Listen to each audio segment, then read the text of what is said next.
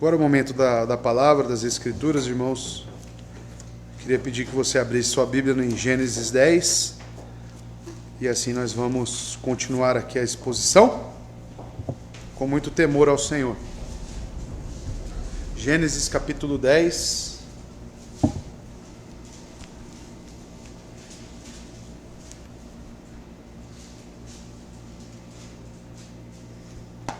Hoje eu vou pregar aos irmãos 5 versos apenas, 5 primeiros versos, pois é dividido aqui o capítulo 10 em 3 etapas, tá? E essas 3 etapas dizem respeito aos 3 filhos de Noé, Sem, Cã e Jafé. Então, como falaremos agora sobre a prole de cada um desses filhos, então a divisão segue de acordo com esses filhos de Noé, com esses 3 filhos. Então, dos versos 1 a 5 do capítulo 10, a primeira leitura na King James diz o seguinte: Ora, estas são as gerações dos filhos de Noé, Sem, Cã e Jafé. A eles nasceram filhos depois do dilúvio. Os filhos de Jafé, Gomer, Magog, Madai, e Javã, e Tubal, e Meseque e Tiras. Verso 3. E os filhos de Gomer, Askenaz, e Rifate e Togarma. Verso 4. E os filhos de Javã, Elisá e Tarsis, Quitim e Dodanim. Verso 5. Por esses foram divididas as ilhas dos gentios nas suas terras, cada qual segundo a sua língua, segundo a sua família, entre as suas nações. Vamos orar? Santo Deus e Pai, estamos perante a sua palavra, as Escrituras, e sabemos e confiamos de que toda ela, Deus, é inspirada por Deus, inclusive as genealogias. Então sabemos que aqui contém ensinos do Senhor, aplicáveis em nossos corações, e que o Senhor, Deus, nos ajude. Por mais que o intelecto humano fale, que o seu Espírito fale, Deus, a cada um de nós, e possamos temer ao Senhor, crescer em graça e conhecimento de Cristo. Muito obrigado, assim oramos, no nome santo de Jesus. Amém. Estamos numa das partes bíblicas, né, que talvez muitos aí correm, né, que é justamente genealogia. Muitos se deparam com genealogias e pulam, né, da sua leitura. Não no nosso plano anual de leitura, porque você tem que ler, né, como já lemos lá nos evangelhos de Lucas, também Mateus. E agora, mais uma vez, estamos aqui em mais uma genealogia que irá tratar sobre as nações, né, a origem das nações. E muitos vão dizer que aqui temos a genealogia delas. Hoje, o que nós entendemos por países e povos, podemos ter uma noção de sua origem, inclusive histórica, através dessas tábuas das nações. Então, depois do dilúvio, a humanidade inteira descendeu a partir de 3 filhos. O termo genealogia das nações impõe-se como título para o relato da nova disseminação da humanidade. É o que nós chamamos de Toledute, né? Lembram dessa palavra? Que é realmente a origem das nações, é a genealogia, o relato. Este relato não é apenas para identificar etnias. Então, devemos ir além desses olhos históricos que buscam nações e suas origens, ou até mesmo etnias.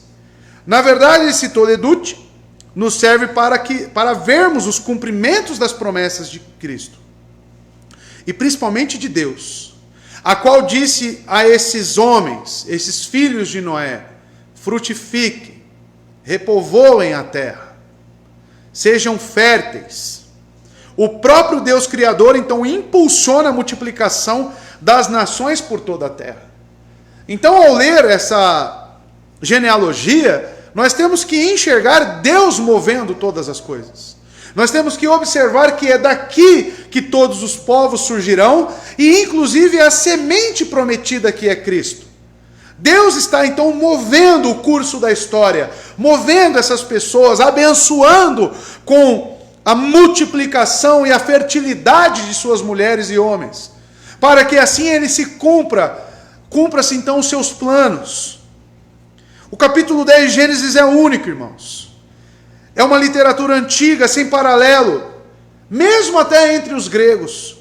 Nele encontramos a mais próxima abordagem para uma distribuição dos povos em respectivas árvores genealógicas. Essas tábuas das nações que aqui estamos, permanece ainda hoje como um fascinante e confiável documento. Na mesma linha de pensamento, o cientista Henry Morris escreve: até mesmo os mais destacados críticos têm geralmente admitido que o capítulo 10 de Gênesis é um importante e confiável documento histórico. Ao cruzarmos, irmãos, e eu passarei para os irmãos as nações que surgiram aqui, se os irmãos fizerem pesquisas dessas nações, eles citam em documentos históricos deles esses nomes encontrados na Bíblia. A confiabilidade que nos passa também das Escrituras, fora a nossa fé, mas inclusive para cientistas céticos, eles afirmam que o capítulo 10 de Gênesis é algo confiável historicamente. Então veja, irmãos, as tábuas das nações, para nós, é algo que nos confirma, é algo que nos traz esperança ainda maior, nos traz o agir de Deus no cumprimento das suas promessas, e que nós possamos estar certos de que tudo aquilo que Deus nos promete, Ele certamente irá cumprir. É uma lista certamente incompleta, porque não tem aqui todos os filhos e todas as nações propriamente ditas.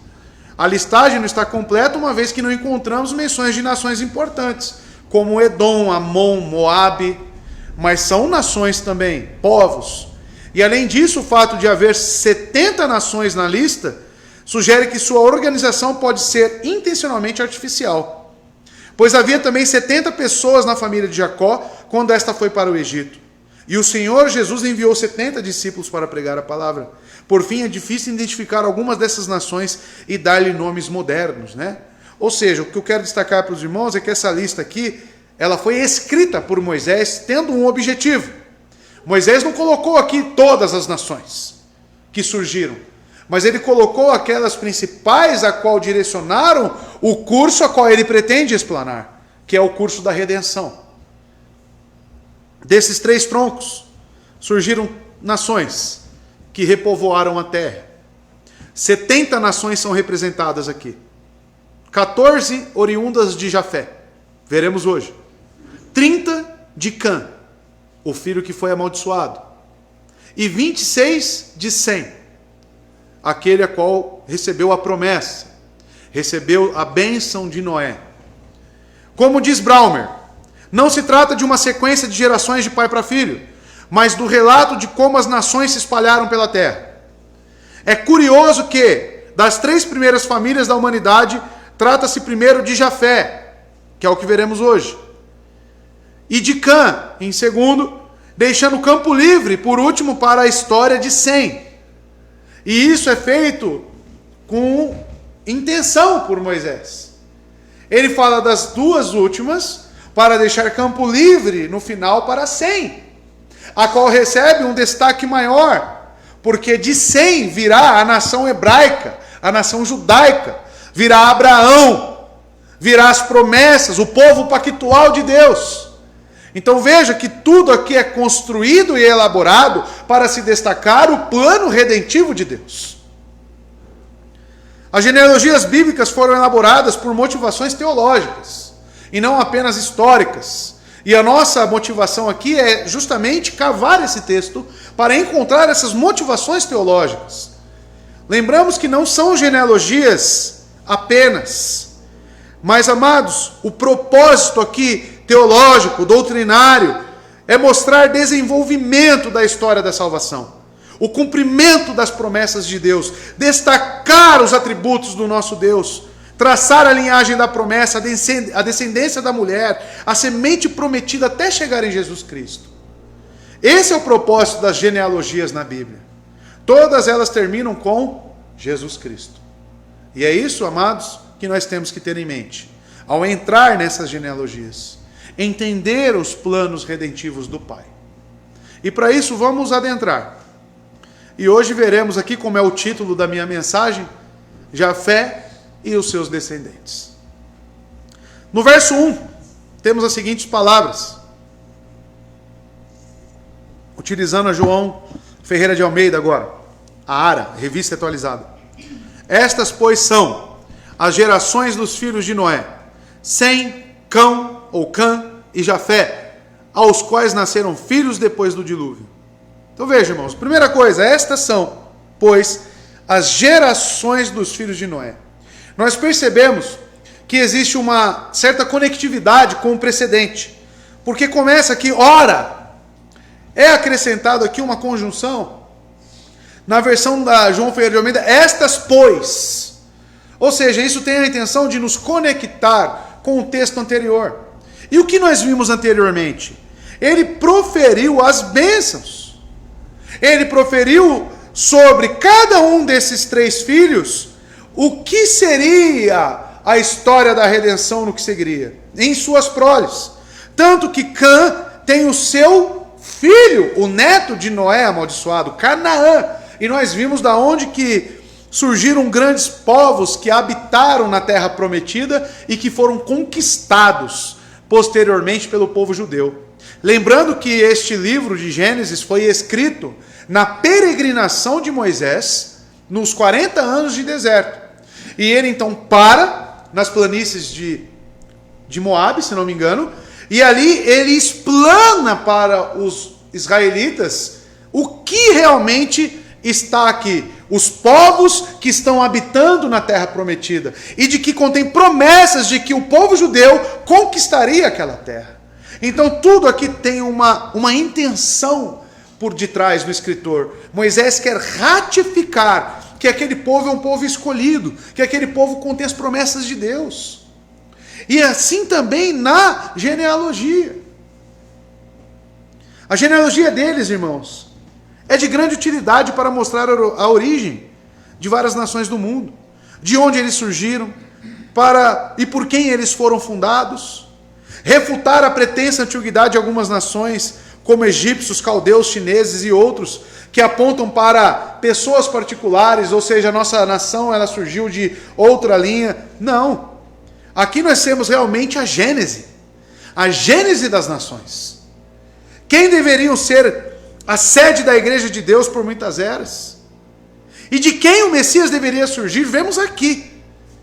Quem parece ser a visão principal da história de Moisés, dessa genealogia, a qual deve ser comparada com 1 Crônicas 1:1. É outra genealogia a qual nós vemos se cumprindo em uma determinada família direcionada. E o primeiro verso já é categórico para nós. Olha quem aqui, o autor de Crônicas, coloca os 3 primeiros: Adão, os Setitas e Enos, aquele pelo qual começaram a invocar o nome de Deus. Então esta é a genealogia principal da Bíblia. A genealogia principal da Bíblia é a genealogia que contém as promessas do Senhor. E aqui não seria diferente.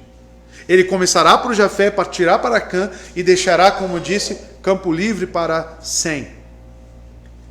O verso introdutório liga-se diretamente ao relato do capítulo 9, verso 19, né? Estes são os 3 filhos de Noé, e por eles toda a terra foi povoada. Então, o verso 19 do capítulo 9, agora ele é mais elaborado no capítulo 10. Então veremos essa questão, irmãos, a sequência de gerações. Então as nações se espalham na terra, e de forma correspondente temos como pai, filho e gerar, e essa deve ser usada no sentido figurado. Por quê, amados? Principalmente no Antigo Testamento. Porque às vezes, quando nos depararmos com nomes, não necessariamente estou falando de um indivíduo. Porque, por exemplo, quando eu consulto 1 Crônicas 2, versos 50 e 51, põe para mim, por favor, eu vejo que Sobal, um indivíduo, ele pode ser chamado de pai de Kiriat Jearim. Então são termos, às vezes, intercambiáveis. Olha só, Caleb teve também estes outros descendentes, os filhos de Ur, os filhos mais velhos de Eufrate, Sobal, fundador de Kiriat Jearim, e no outro verso, e Salma, fundador de Belém, e Aref, fundador de Bet-Gader. Ou seja, indivíduos representam nações. E é desta sistemática que recorreremos aqui no capítulo 10. E o verso 1 fala: estas, pois, são as gerações dos filhos de Noé, Sem, Cão e Jafé. É a mesma ordem que vemos lá no 5:32. Volta um pouquinho. Onde você percebe, Noé tinha 500 anos de idade, e Noé gerou Sem, Cão e Jafé. É a mesma ordem colocada aqui por Moisés novamente. Mas os irmãos perceberão que, quando ele começa a falar sobre os povos e nações, ele não começa nesta mesma ordem de Sem, Cão e Jafé. Segundo os teólogos, essa é a ordem do mais velho para o mais novo. Essa que está aqui no verso 1. Ou seja, Sem seria, teoricamente, mas tem divergência nesse assunto. Sem seria o primogênito, Cã seria o filho do meio, e Jafé o filho mais novo. A genealogia das nações registra o primeiro, os descendentes de Jafé. Então temos uma ordem inversa quando Moisés pretende falar da genealogia. E depois do mais novo termina com a história dos que descendem de Sem, até o mais velho. E o objetivo dessa genealogia é, antes de mais nada, apresentar toda a realidade complexa em que Israel se encontrava. E certamente apontando para a frente, para o Redentor, a semente prometida. Sem recebe destaque, irmãos, com essa ordem que Moisés relata os fatos. Note que em Gênesis 10 ele começa por Jafé, que é menos importante, e deixa Sem por último, invertendo inclusive a ordem natural. Porque Sem é o mais velho.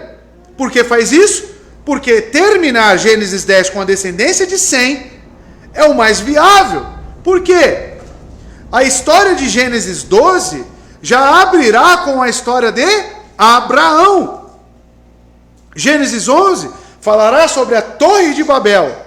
E é uma espécie de flashback em que Noé explica a origem das línguas. Nós veremos aqui, irmãos, que o verso 5, que será o último pregado hoje, o que está escrito? Por esses foram divididas as ilhas dos gentios, nas suas terras, cada qual com a sua língua, e segundo as suas famílias entre as nações. E nós sabemos, para aqueles que já são leitores assíduos, né, que o capítulo 11, realmente a Torre de Babel, é onde marca a distribuição dos povos segundo as suas línguas, correto? Aqui no capítulo 10 já está dizendo que os povos já estão divididos e que já estão cada um nas suas línguas. Ou seja, a Torre de Babel acontece antes deste fato narrado. É mais ou menos como se sucede de Gênesis 1 e Gênesis 2. Ele cita de forma sumária toda a criação, e no capítulo 2 ele dá mais detalhes de como aconteceu aquilo. Então aqui é como se fosse um flashback, o capítulo 11, que entraremos mais para frente. E aqui diz: Sem, Cão e Jafé, as gerações dos filhos de Noé, Sem, Cão e Jafé, os quais nasceram filhos depois do dilúvio. Então o texto é claro de que quando eles entraram na arca, eles não tinham filhos. Eles tinham mulheres. No capítulo 7, verso 13, se você consultar aí, não é citado os filhos entrando. 7:13, nesse mesmo dia entraram na arca Noé, e Sem, e Cã, e Jafé, os filhos de Noé, e a mulher de Noé, e com eles as 3 mulheres de seus filhos. Ou seja, eles vieram a ter filhos depois do dilúvio. E esse motivo agora é dado, irmãos. E eles provavelmente já tinham quase 100 anos de idade. O dilúvio marca para nós, desta forma, tanto o fim de uma era, quanto o início de uma nova era. Ou seja, os filhos, a prole, não existia antes do dilúvio. E agora pode-se existir uma esperança. Deus alimenta e abençoa para que eles consigam ter filhos. E realmente isso é o que acontece. O verso 1 do capítulo 10 nós já vemos o cumprimento da promessa de Deus. Eles tiveram filhos. Um relato muito importante. É o segundo começo da raça humana. É especialmente digno de ser conhecido. É detestável a ingratidão dos que, quando ouviram de seus pais e avós também, as maravilhosas restaurações do mundo, em tão pouco voluntariamente se esqueceram da graça e da salvação de Deus. Ver o dilúvio e ver este recomeço é destacar, meus irmãos, a graça, a misericórdia do nosso Deus. Até mesmo a memória do dilúvio foi inteiramente perdida pela maioria. Bem poucos se importavam porque meios ou com a finalidade eles haviam sido preservados. Por que meio, por que finalidade que Deus preservou Noé e a sua família? Por quê? Isso foi esquecido na mente de muitos. Deus coloca ainda um sinal, o arco-íris, para que o povo se lembre. Se lembre que essa terra foi subjugada. Se lembre que Ele foi quem preservou. Por isso que a natureza condena, irmãos. A simples contemplação da natureza, como Romanos 1 diz, ela já condena todos e todas as pessoas. As pessoas se esquecem tão facilmente de Deus. E hoje nós temos o privilégio de ter aqui resgatado em nossas mentes a bênção do Senhor. De que Ele foi quem repovoou a terra e deu origem ao que nós temos hoje. Poucos têm se lembrado da preservação. Poucos têm se lembrado da misericórdia de Deus para com o mundo. E aqui nós temos o relato que nos lembra, que nos recorda. Verso 2. Estes foram os filhos de Jafé: Gomer, Magog, Madai, Javã, Tubal, Meseque e Tirás. Moisés está seguindo a ordem dos filhos de Noé ao contrário, como dito. E do mais novo para o mais velho, porque a ênfase será em Sem. Assim, embora Jafé tenha sido o filho do meio, o filho mais novo, ele e seus descendentes são mencionados em primeiro lugar. Esse povo aqui de Jafé, meus irmãos, conforme o verso 5, eles serão caracterizados como os povos marítimos, os povos que viveram em litorais.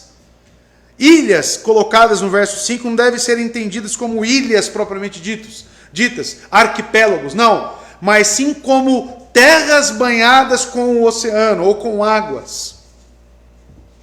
Certamente não contendo aqui todos os descendentes de Jafé, mas principalmente os proeminentes, os principais. É possível supor que a terra em que viviam fosse o norte de Israel. E como dito, são listados 14 povos aqui, que pretende definir a totalidade dos descendentes de Jafé. Os nomes de muitos menores entre os descendentes de Jafé são resumidos na declaração: estes repartiram entre si as ilhas das nações em suas terras, conforme o verso 5. Então, os povos pequenos e não tão importância, que às vezes estão incluídos junto com esses maiores, eles aqui são ditos que repartiram também. Deus distribuiu esses pequenos, não citados, com essas terras. As ramificações são mencionadas pelo nome e incluem moradores de ilhas do Mediterrâneo e talvez também outros povos a oeste e a norte do Mediterrâneo. Então pense em Israel como um centro e esses povos se espalhando a partir deste centro. Ou seja, nós olhamos para o norte, nós olhamos para o Mediterrâneo, nós olhamos aqui propriamente dito para a Europa, tá?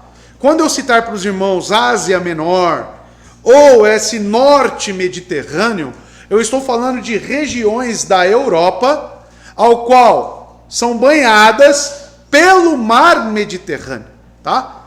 Então a geografia agora, aula de geografia, você que faltou agora, você vai ter um pouco de dificuldade, né?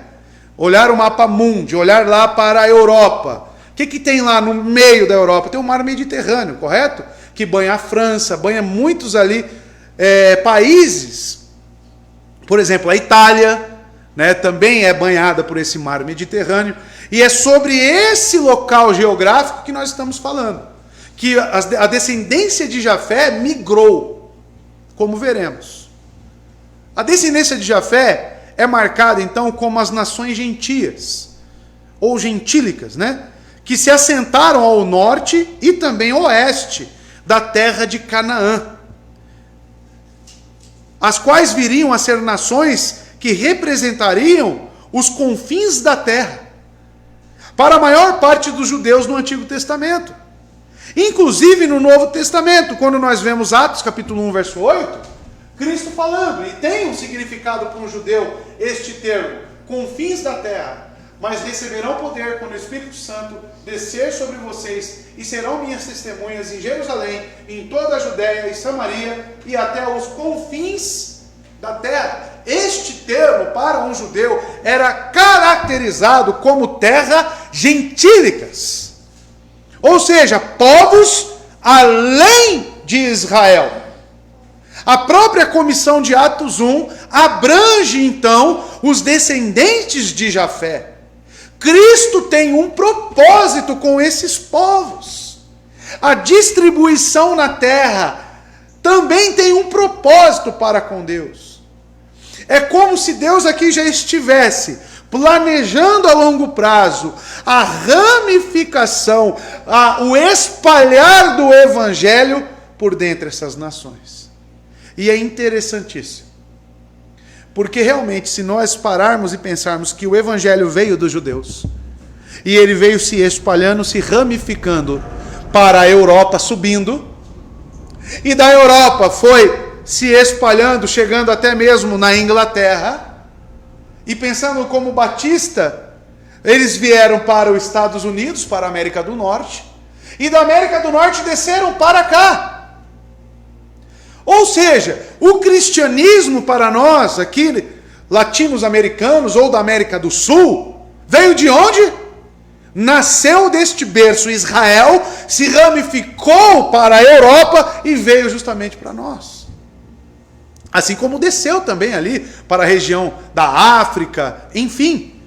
Mas quando eu penso aqui no Brasil e a nossa colonização, foram os portugueses que nos colonizaram. Os portugueses estão justamente na região da Europa. E quando eu vejo aqui o povo de Jafé, que tem uma promessa, e você não se esqueça dessas promessas, vamos lembrar? Lá no verso 27, Deus alargará Jafé, e ele habitará nas tendas de Sem é o povo da promessa, Sem é o povo da onde veio os israelitas, os judeus. É aqueles que receberam o cristianismo em sua fase embrionária. E deles nós somos abençoados. Olha que lindo. Olha que maravilhoso. As promessas de Deus, e nós aqui hoje realmente bebendo e sendo parte dessas tendas de Sem. E o primeiro citado das tribos de Jafé aí, dos descendentes de Jafé, é Gomer. Quem é este Gomer? A tradução mais provável é cumprimento. O primeiro filho de Jafé, o nome dele significa cumprimento. E talvez seja o povo cimério, na Ásia Menor ou Europa. 7 de seus filhos são mencionados, mas Gomer é o principal. Ou seja, Gomer foi um povo forte, foi um povo que teve proeminência. De Gomer gera outros filhos. Gomer, então, amados, vieram os gomarianos, ou gomeritas, em seu tempo chamados pelos gregos de Gálatas. Lembra da carta aos Gálatas? Gálatas é uma região que abrange ali do norte da Turquia, hoje propriamente dito, ou seja, já entrando ali na Ásia Menor. É uma região gália, agrupava dezenas de tribos celtas, que ficavam conhecidas mais tarde como os gauleses. Habitariam na Frígia. Tanto Gomer quanto Frígia significam o mesmo. Plínio, um antigo historiador, ele menciona uma cidade na Frígia, chamada Cimeres. E os cimérios e cimbros são derivados de alguns deste Gomer, a quem Heródoto, também historiador grego agora, faz menção como a Ásia, E a Sítia, ele fala de um país chamado Cimério. E esse Cimério, irmão, parece ser os gauleses antes mencionados. Jafé foi o primeiro para as partes, norte da Ásia. Ezequiel 38, verso 6, fala sobre este povo que ficava ao norte da Judéia. Veja. Gomer, com todas as suas tropas, e Bet-Togarma, do extremo norte, com todas as suas tropas, muitas nações com vocês. Ou seja, Gomer provavelmente é aquele que habitou nas regiões da Galácia e Frígia. Tá?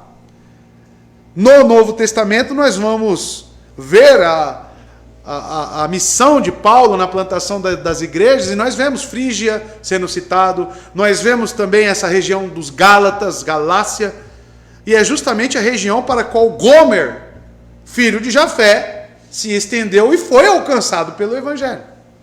O outro que é citado aqui, da descendência de Jafé, Magog, terra de Gog, Magog, a terra de Gog, citada aí em Ezequiel também, é considerada a região que domina Gog, talvez Lídia, na Ásia Menor. E é o símbolo dos povos gentios que se aliam ao povo de Deus. Magog é provavelmente o termo para designar todos os que provêm das partes extremas do norte, mas particularmente os habitantes da Turquia Oriental, onde aparentemente situavam Tubal e Meseque. Bruce Waltke diz que Magog é a Lídia. Tubal é mencionado com frequência pelos profetas como Meseque, Frígia. Veremos aqui Ezequiel 27 e Ezequiel 39. 27, 13, primeiro, e depois 39, 1 e 2. Olha lá. Tarsis fez negócio com vocês. Tarsis está dentro dos descendentes de Jafé. Você, tendo em vista os seus muitos bens, eles deram prata, ferro, estanho e chumbo em troca de suas mercadorias. Verso 39, verso 1 e 2. 39, 1 e 2, filho. Ezequiel 39, 1 e 2. Filho do homem, profetize contra Gog, olha lá, e diga: assim diz o soberano, o Senhor, eu estou contra você, ó Gog, príncipe maior de Meseque e Tubal, que serão citados também. Ou seja, esses primeiros é os que receberam proeminência, como eu disse, mas outros povos menores são citados juntamente com eles. O outro, Madai, tradução hebraica para Meder, uma tribo iraniana no nordeste da Babilônia. Madai também significa Média, o império Medo. Já ouviu falar dos Medo-Persas? Exatamente da onde surgiu de Madai. Madai é o patriarca, digamos, dos povos persas. Ou um persa antigo chamado Madan, em grego. Em acádio, Madaia foi uma entidade política que no final do século VII a.C., até meados do século VI a.C., dominava todo o planalto iraniano, precedendo o império de Arquemênida. Antes de seu estabelecimento, os povos iranianos viviam em comunidades tribais menores e não havia hierarquia de governo, mas guerras constantes com invasores assírios o levaram à unificação e assim criando uma monarquia. Ou seja, os persas provavelmente veio deste patriarca Madai ou Madan. O próximo, Javã. A tradução grega Javã é Elás ou Elenoi. Javã é o povo grego iônico da Ásia Menor e do continente grego. A Grécia é um país litorâneo? Quem é da geografia? Sim. Então, também foi habitado pelos descendentes de Javã, de Jafé. Agora Javã. Então, ou seja, provavelmente é da onde veio os helenistas. É da onde veio os gregos. E esses gregos auxiliaram também na edição das Escrituras, porque nós temos o Novo Testamento justamente escrito na língua grega. O povo de Javã é justamente o povo grego. A filosofia grega também foi utilizada, meus irmãos, para a construção dos dogmas cristãos. Os irmãos já ouviram falar em Platão e Aristóteles? Ou seja, escolas de pensadores foram utilizados para a formulação de doutrinas, principalmente cristologia. Como que pode Deus habitar no homem? Como podemos refutar o gnosticismo e o agnosticismo? A filosofia foi utilizada. A filosofia entrou para a arte de pensar e formular biblicamente doutrinas. Então o povo de Javã é importante para nós. Tubal é o próximo. Supõe-se que seja um povo da Ásia Menor também, mencionado em conjunto com Meseque. Tubal, no hebraico, tu serás trazido, foi o quinto filho de Jafé. Também é citado em 1 Crônicas, capítulo 1, verso 5. Também citado pelos profetas do Antigo Testamento, Tubal, enquanto personagem mítico da monarquia lusitana, foi apontado como povoador da Ibéria, atual Geórgia, divisa da Ásia com a Europa. Foi mencionado por vários autores portugueses e espanhóis. Provavelmente Tubal deu origem a esses povos portugueses e também espanhóis. Meseque e Tubal, então, como dito, eles sempre estão juntos. Habitaram ali naquelas regiões juntos ao Mar Negro. Seu nome aparece sempre em conexão de Tubal. Muitos estudiosos referem-se a Musco, aos frígios da Ásia Menor. O rei Mita de Musque, mencionado pelo imperador assírio Sargão II, é relacionado por alguns peritos como sendo o rei Midas da Frígia, descrito na tradição grega como governando naquele período. Os descendentes de Meseque e Tubal estenderam-se por grandes extensões da Ásia e até mesmo Europa. Meseque pode ser ancestral dos moscovitas, com união de Quiba, sua esposa. Formou então a cidade chamada hoje de Moscou, Moskva, a união tanto de Meseque, que é ancestral nessa união com Quiba, veio Moscou. Mais tarde se estenderiam ao oeste e sul e leste. Para alguns, os georgianos estão entre os seus descendentes. Ou seja, eles já foram para uma região da Rússia, eles foram subindo. E Tirás é o último aí do verso 2. E é incerta a interpretação do que seria o antepassado de Tirás.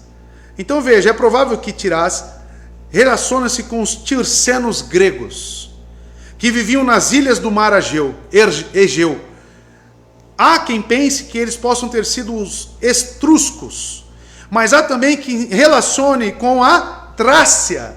Segundo os livros de Jubileus, a herança de Tiras é composta por 4 grandes ilhas do oceano.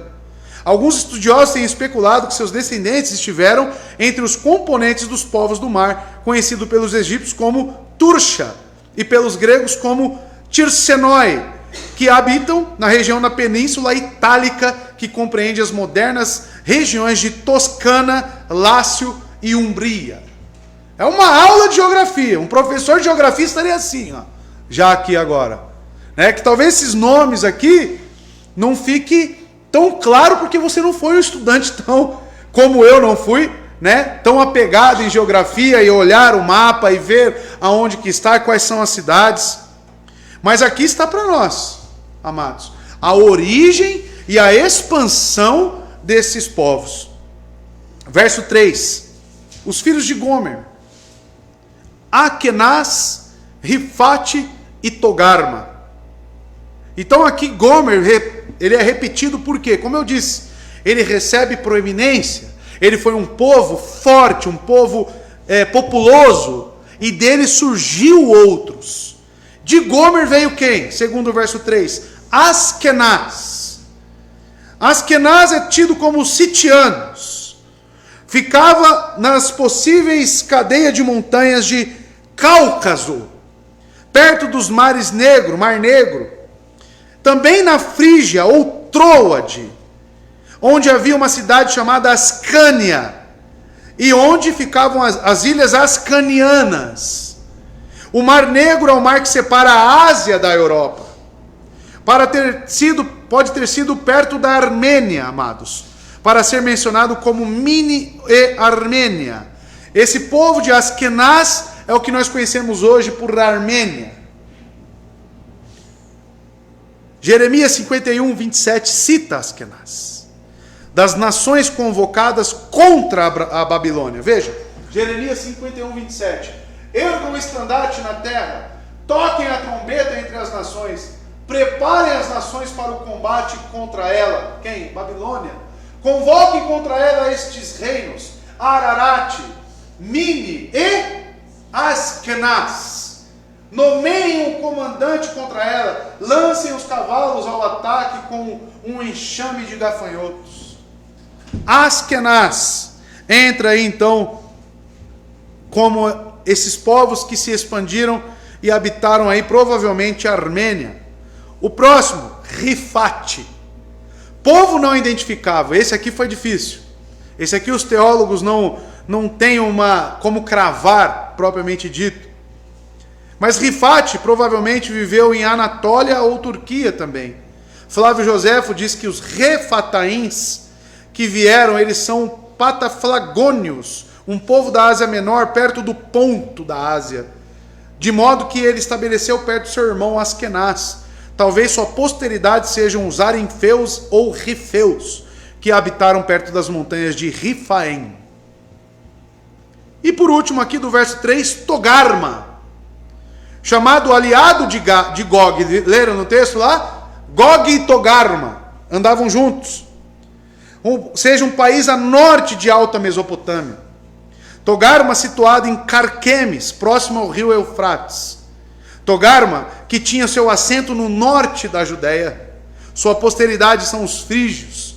De acordo com Joséfo, alguns colocam na Galácia e Capadócia. Os judeus fazem dos turcos a posteridade de Togarma. Há quem diga que Togarma é a terra da Turquia. Ezequiel também, 38, verso 6, cita Togarma.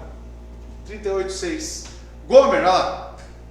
Com todas as suas tropas, e Bet Togarma, do extremo norte, com todas as suas tropas, lido no começo. Então vejam, irmãos, aqui nós estamos situando as regiões a qual foram se proliferando os descendentes de Jafé. Verso 4. Os filhos de Javã, Elisá, Tarsis, Quitim e Dodanim. Ou seja, amados, os filhos de Javã são Elisá, Tarsis, Quitim e Dodanim. Elisá, primeiro, conhecido como o povo que fabrica púrpura. Provavelmente são os moradores de Chipre. Elisá consta em uma lista como Elachia, antigo nome de Chipre. Flávio Joséfo diz: daí o país Eólia e o dialeto eólico, todos desse nome. Há muitos vestígios dele em várias partes da Grécia, ou seja, também um dos povos ali gregos. Elas, um grande país, tem o nome dele, assim os Targuns de Jonatas, e Jerusalém interpretam Eliseu por Alas, Elis, Eleusis na Ática. Enfim, esses são povos gregos, esses descendentes de Elisá. Veja, Tarsis é o próximo. A filha de Tarsis, uma terra nos confins, famosa por suas riquezas e por seu comércio. Alguns entendem que seja Cátargo. Outros exegetas pensam na costa sudeste da Espanha. Tarsis também pode ter sido Chipre em tempos mais antigos. Tarsis, segundo o filho de Jarvã, deu seu nome a Tarso, pelo qual Cilícia era anteriormente chamada, como diz Flávio Joséfo, da cidade chamada Tarso, onde era uma metrópole, irmãos. Local de nascimento do apóstolo Paulo, em Atos 22, verso 3. Paulo de Tarso. Provavelmente, então, o local onde Paulo nasceu é aí onde Javã, teve aí os seus filhos. Tarsis E justamente o apóstolo dos gentios nasceu numa região gentílica, né? Sendo judeu, da tribo de Benjamim, nasceu dentre os povos gentílicos. Ezequiel 27:12 cita Tarsis, uma cidade marítima. Olha só, Tarsis fez negócio com você, tendo em vista os seus muitos bens.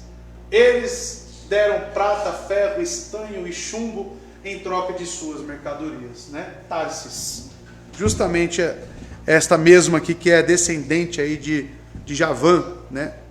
Que o patriarca é Jafé. Quitim é o próximo. Possivelmente os povos navegadores. Quitim parece ser o pai de ambos os macedônios e os latinos, pois diz que Alexandre o Grande, conhece Alexandre o Grande? Veio de Sitim, e Perseu, rei da Macedônia, é chamado de rei de Sitim. E aconteceu que depois que Alexandre, filho de Filipe, o macedônio, veio da terra de Sitim, havia ferido Dário, rei dos persas e medos, e ele reinou em seu lugar. Então, olha que interessante. Você encontra menções de Sitim, ou Sítimos, nos livros apócrifos de 1 Macabeus, capítulo 8, verso 5. Você encontra, irmãos, estudar história é entender a Bíblia, tá? A história se cruza com os fatos narrados e inspirados. E isso que é maravilhoso para nós. Então nós, amados, como povo de Deus, sendo feitos imagem e semelhança do nosso Senhor, nós devemos usar desse intelecto para a glória de Deus.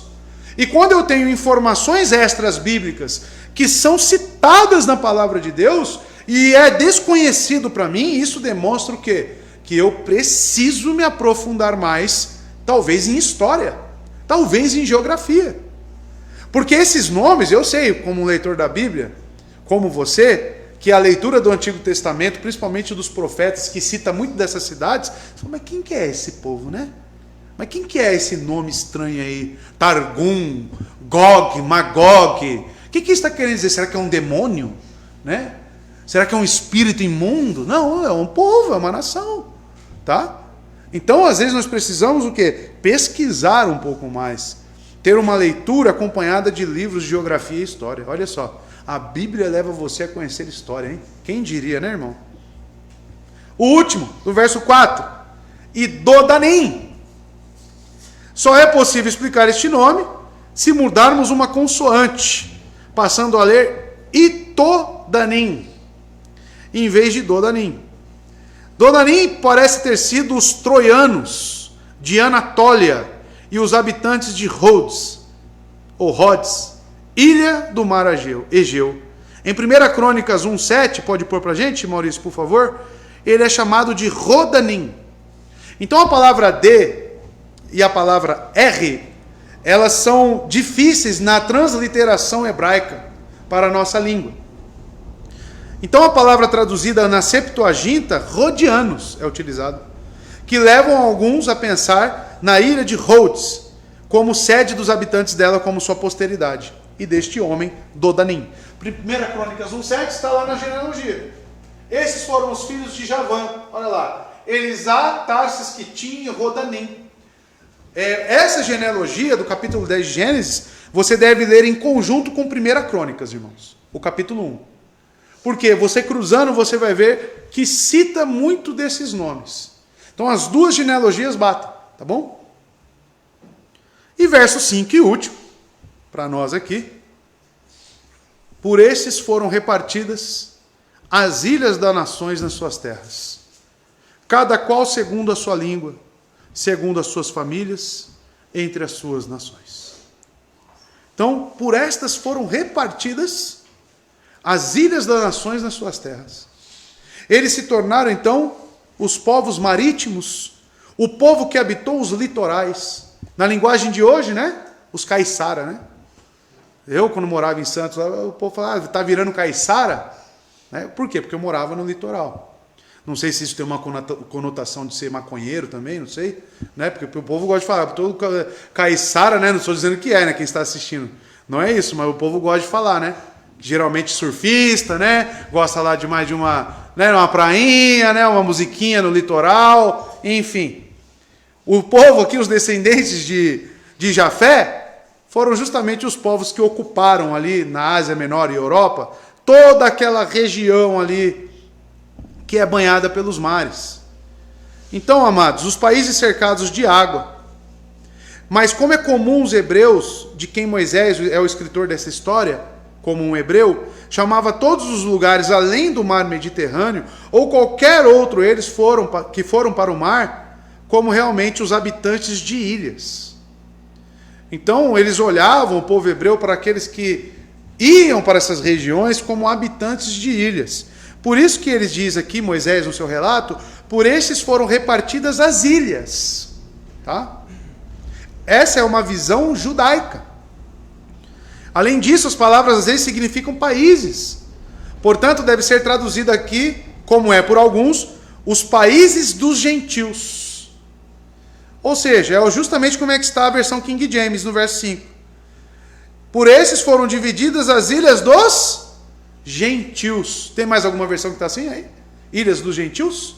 A da Ju tá. Corrigida fiel tá também? Gentios? É exatamente essa a ideia. Se cumprindo assim, irmãos, justamente o que foi proferido por Deus para Jafé, que ele seria um povo que alargaria as suas terras, mas não seria o povo realmente que receberia a bênção direta de Noé, ou seja, a semente de Cristo, mas habitaria nas tendas de Sem. É o povo gentil. E nós provavelmente viemos dessa descendência, irmãos. Provavelmente os brasileiros aqui, os latinos-americanos, vieram disso. Né? Tanto Estados Unidos, que foi colonizado pela Inglaterra, né? E nós pelos portugueses, né? Então viemos dos europeus. A nossa descendência é europeia. E aí está, amados, a maneira como Moisés escreve a história desses países habitados pelos pagãos, idólatras, estranhos à verdadeira religião. Essa divisão não foi feita ao acaso e ao prazer de a companhia de rude homens, mas de maneira ordeira, regular, com o consentimento pelo conselho dos principais homens daqueles tempos. Especialmente foi dirigida pela sábia providência do Altíssimo, que dividiu as nações segundo a sua herança e estabeleceu os limites dos povos. É Deus quem traçou os limites, é Deus quem governa. E assim eu destaco aqui para mim e para os meus irmãos, não existe, amados, dúvida sobre esta providência divina, de que Deus é quem está dirigindo o curso da história, de que é Deus quem está colocando cada povo em cada lugar. Eu vejo muitos às vezes, eu não queria ser brasileiro, por que eu nasci nesse Brasil? Eu não queria esse presidente, eu vou mudar de país. Não, é aqui que Deus colocou esse povo. Atacar isso é atacar a própria providência divina, de que ordenou, de que separou e de que distribuiu, repartiu as ilhas das nações e suas terras. Assim como ele deu Canaã para o povo judeu, assim como a nação de Israel foi ali fundada. Quando eu penso nisso, eu penso em Deuteronômio 32, verso 8, que é Deus quem distribui os povos. Veja, Deuteronômio 32, verso 8.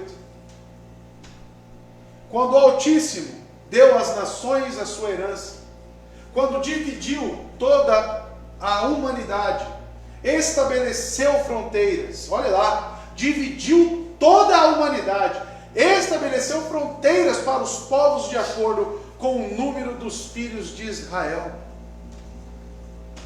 Pastor, mas tem povos que não se contentam com essa divisão. Realmente, a Rússia está lá invadindo a Ucrânia, quer dominar toda aquela região, mas é Deus quem está direcionando todas essas coisas. É Deus quem está dirigindo o curso da história. E se nós olhamos para o texto e vemos essas nações tomando parte de territórios, nós temos que olhar que o próprio Deus é quem abençoou os 3 filhos de Noé. É o próprio Deus quem deu a fertilidade e a multiplicação para os filhos de Noé. É Ele que proferiu a bênção.